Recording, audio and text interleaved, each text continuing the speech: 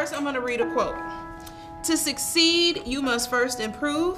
To improve, you must first practice.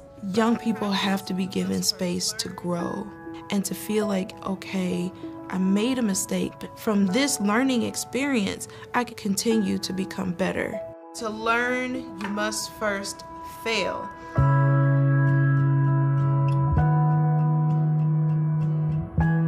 When you're talking about student discipline, a lot of times we are punitive because it's faster and restorative takes more time. But restorative practices are better long-term. So at Procone, we have a place called The Zone, which we use in lieu of suspension. Welcome to The Zone.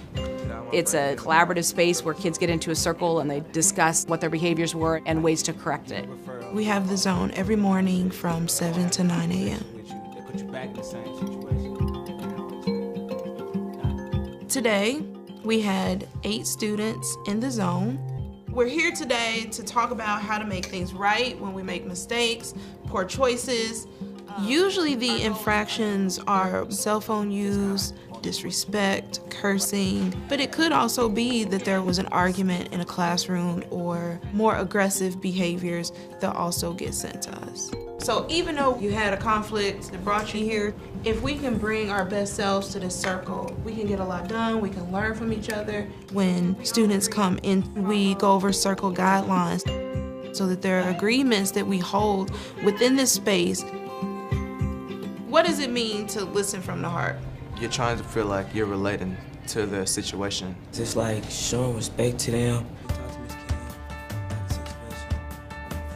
Once we teach them really what the zone is and how this is not a space where there's a power dynamic between you and another person, then they kind of disarm and we get to what's causing that behavior.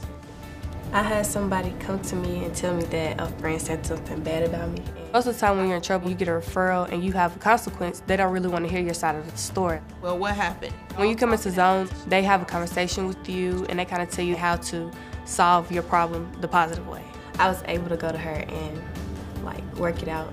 We're really just trying to get context. Whenever there's a conflict, right, both parties contribute to the conflict, right? Although you may not feel like you contributed to the problem, you played a piece in it. And that's a part of the social emotional learning that we're trying to get them to see.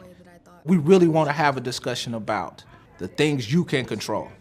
I just need to catch myself and know my surroundings. It is a place for students to process their role in it, understanding who is harmed, but then also understanding that it's okay to reflect on what you as a student needed in that situation. I don't need anything from others to make it right because I can be mature on my own.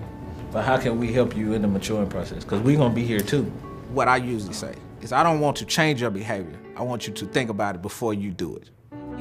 Really, I've seen them becoming very intentional about what they do, what they say. Everybody has to own up to their consequences. And that's the whole purpose of the zone. By me owning it, it's gonna help me better.